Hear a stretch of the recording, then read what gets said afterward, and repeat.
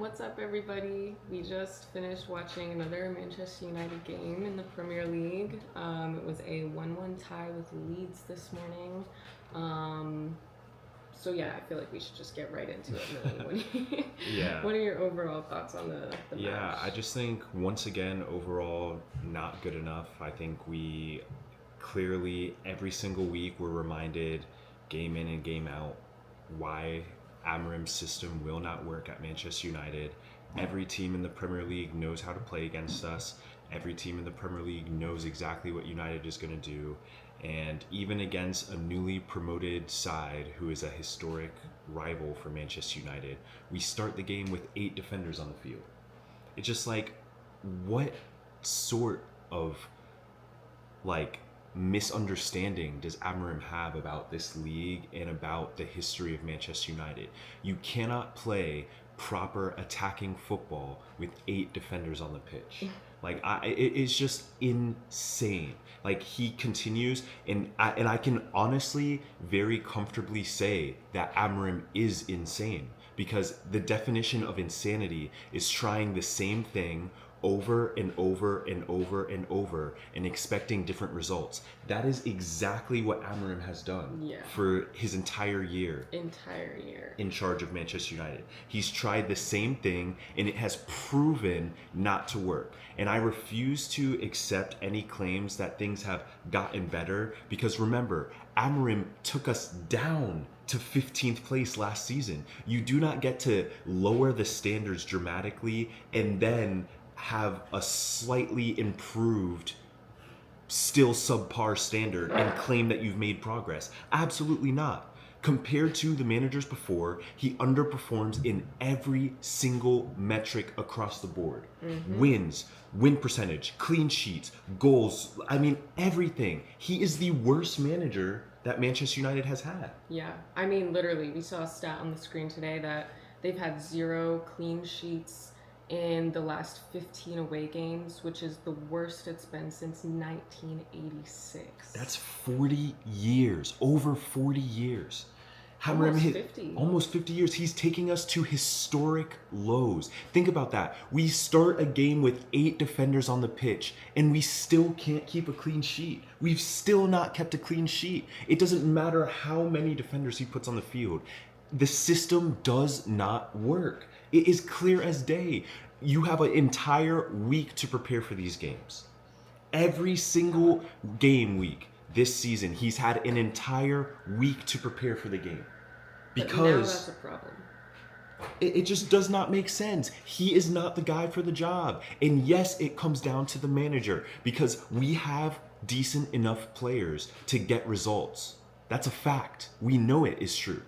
Every single player under Amorim underperforms. Cunha, 3 goals this Premier League season. In the whole season. In the whole season. Today was his 3rd goal. The system doesn't work if your best attacking players cannot be productive. No. And additionally, you have players like Cunha, who as soon as we changed the system and brought on an additional attacking player, was able to score a goal. Xerxes. What does that say? Yeah, Xerxes, man of the match, by far. When Xerxes came on, he outshone every United player that was on the pitch for the entire game. And he once again shows that this manager is insane. Point blank, period. But anyway, Xerxes comes on the field within 3 minutes, has an assist to Cunha, which once again highlights what I've been saying for months. The attacking players need other attacking players around them so that they can connect. Point blank, period. I'm sorry. Dorgu is a defender. He is a defender. He is a defensive player.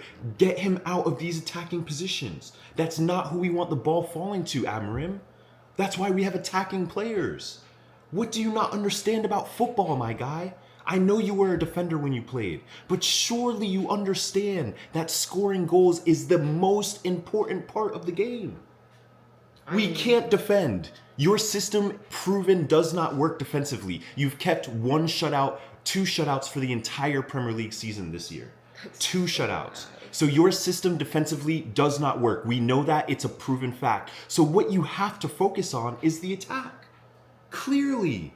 But putting a defensive player up in like a wing position doesn't really help with that. I mean, yeah. So It's just a week to prepare. Leeds are newly promoted. They've just gotten back into the Premier League. And this is how defensive we play against them. which is just doesn't make any He's sense. just not. It's a joke. Yeah. We're not ready for any bigger team. We've had a run now of 10 games against all teams that we should beat. Mm-hmm. And how many games have we won? If you know off the top of your head, probably not. Probably not a high percentage of those games. I don't know. The games that we've won have not even felt like wins. Yeah. So it's just really hard to even like get attached to those results because every week you're almost dreading game day. Mm-hmm. And today is another example. I was dreading waking up this morning. And as soon as the match started, 5 minutes into the game, Leeds had already had their first opportunity to score. I mean, it took 5 minutes for them to figure out the system. And I mean, I played football. I understand that every team is going to have opportunities in games. Mm-hmm. But when you are Manchester United, there is a certain expectation that we as fans have when we watch the team play. Mm-hmm. And Amorim's system falls short of those expectations every single week. And we're only playing once a week because of Amorim and his system. But he can't change it though. But it cannot. Well, now he's clearly been forced to change it. Okay. He was all butthurt in his press conference yesterday. Oh, all really? quiet, all sad, all whatever, all demure because he knows and probably the ownership have gotten on his ass about these results, which As are they should. not good enough. For real. He shouldn't even be the manager anymore. I mean, absolutely not. Ineos is solely doing this out of pride, which is insane. Footballing, a sports ownership organization is putting their own personal pride of their leadership over the results of Manchester United, the biggest club in England. Think about that. It's just crazy. They're putting their own personal pride, Ineos, Omar Barada, Sir Jim Radcliffe, all of these clowns, they're putting their own pride over the results of Manchester United. And who suffers because of that? We do. Mm-hmm. We do. I mean, it is just sad at so many levels. And the reality is when Amorim does inevitably get sacked, because he will get sacked, this football will never get us anywhere. So when he inevitably gets sacked, every single one of the Ineos ownership who has protected him and shielded him for this long also has to leave as well immediately. They must be sacked with him. It isn't just the manager and his coaches that need to leave. It is the entire Ineos infrastructure that has protected this subpar manager for the duration of his tenure. Mm-hmm.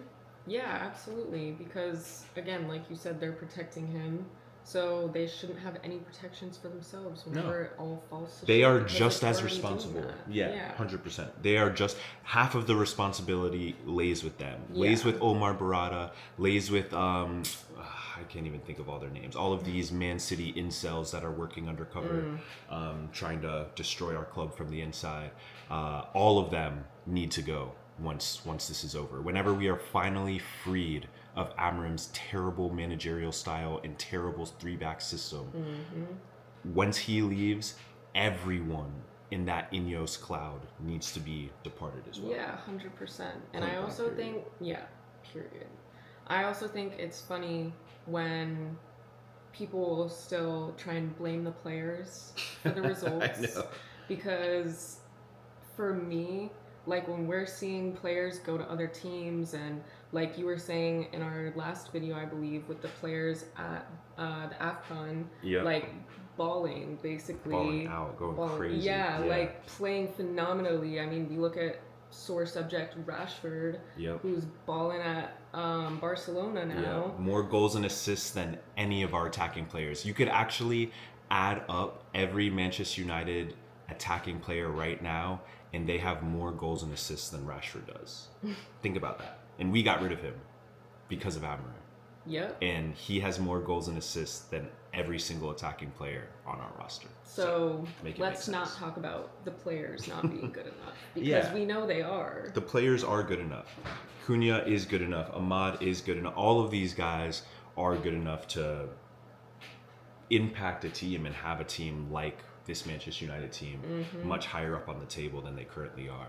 But like I've mentioned numerous times, all of our players play with handcuffs, and the handcuffs are Amorim's system. Those are the handcuffs. So it's really, we're at like a very pivotal point in the season. It's pretty clear that Ineos are now not going to back Amorim financially in January in this transfer window. And that shouldn't be a surprise to anybody. You have to earn backing via results. And Amorim hasn't done that. So Ineos have clearly pulled back the strings a little bit as they're actually starting to seriously evaluate just how poor this manager is. Yep. And yeah, I'm just thankful that that's finally happening. It's well overdue. This should have been done after he lost the European final to Tottenham last season. That should have been Done with trash. Yeah. That should have been it. But, you know, again, Ineos are letting their own pride, what's it called? Letting their pride outweigh the value of Manchester United right now, and it's disgusting to see. It's disrespectful to the fans, disrespectful to the morals of the club, and Sir Jim, you said you were a fan, man, and I'm waiting for you. Yeah, I mean, you're not acting like it, because a real fan would have lost his mind after these terrible run of results in this god-awful season, especially when the Premier League has been begging for a team like Manchester United to come up the table and take it, which we could have done if we had a proper manager at any point this season. So again, like this season, I would honestly go as far as to say is this season, Man United not challenging for the Premier League title is also on Ineos. Because had Ineos done the appropriate measure after the European final loss and fired Amorim initially when he should have been sacked, 15th place and a lost final, had they sacked him at that point and a real manager come in over the summer, Manchester United could actually be challenging for the Premier League title right now. But instead, we're settling for, let's try and get Champions League. It's disgusting. It's disrespectful to the club itself. Try and get Champions League. We should be challenging for the title every year, but that just shows the lack of ambition. And that just shows how unserious this manager is and how unserious Ineos are. Because Manchester United fans know that ambition is at the core of the club. That's what the courage is in youth courage success. Courage is to have the courage to try and win every single game. The courage to try and win the Premier League, even if you feel like you don't have the team you need. Give me a break, man. We've seen to change up your system and be brave and not think that you know everything the best, because you don't. Yeah, I mean, you can't be the worst Manchester United manager in history and one of the worst Premier League managers in history and think that you know better than everybody else. It's just baffling to hear. It's so embarrassing, and that is how arrogant this guy is. I honestly think he might be narcissistic, because he actually in his last press conference also was saying that they asked him about how he felt about the fans booing him after certain substitutions he made, and his response was, I know the team better than the fans. Do you, Amorim? I can promise you, I would put just about anything, my car, I'll just use my car for you. I would put my car on it that if I got 1 week of training with this current Manchester United team and got to manage one game, it would look absolutely exponentially better than the garbage Amorim has produced for the last year and a half. I have no what's it called? None of the certifications, none of the stuff. So United would have to pay the fine for that one match. But I guarantee you, we would play attacking football that Man United fans could be proud of, because that's what the club is about. Youth, courage, success. This guy's a joke. Amorim out. I'd pay to see that. Me too, but yeah, that's the reality of it. So another lackluster performance, another underperformance, saved by the brilliant Joshua Zirkzee. And yeah, we salvaged a point against a newly promoted Premier League side Woohoo. who we made look like a proper team today. So once again, disappointment. Yeah. So those were our thoughts on the Manchester United versus Leeds game in the Premier League. If you made it, what were you going to say? That was it. Yeah. That was If you it. made it this far, thanks for watching, and we'll see you See you next next time. Hopefully with a new manager. He just doesn't get it. He just doesn't get it, honestly.